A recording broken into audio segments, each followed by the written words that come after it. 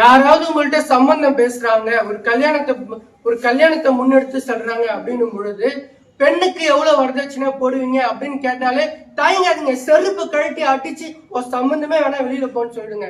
ஏன்னா இந்த சமூகத்துல பெண் என்பவள் வெறும் பொம்மை.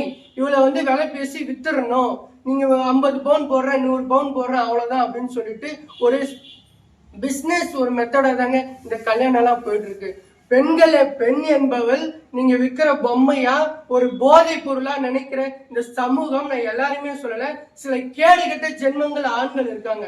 இவங்களாம் இருக்கிற வரைக்கும் பெண்களுக்கு எதிரான வன்கொடுமைகளை நிறுத்தவே முடியாதுங்க. ஒரே ஒரு சட்டத்தை நீங்க நிறைவேற்றி பாருங்க, பெண்கள் மேல எவன் கைய வைக்கிறானோ அவனை அயல் நாடுகள்ல அவன் தலையை வெட்டி போடுற மாதிரி ஒரு சட்டத்தை இயற்றினால் மட்டுமே நம்ம நாட்டு பெண்களுக்கு ஒரு பாதுகாப்பு இருக்கும். இந்த வரதட்சணை, பெண்களுக்கு எதிரான வன்கொடுமைகள் இது நடக்காது.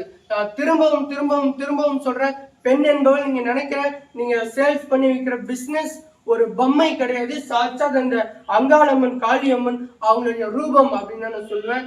கண்டிப்பா ரிதன்யா அக்காவுக்கான ஒரு நீதியை இந்த அம்மன் அம்மன் தாங்க எல்லாத்துக்குமே judge.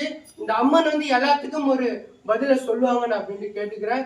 Rest in peace Rithanya அக்கா.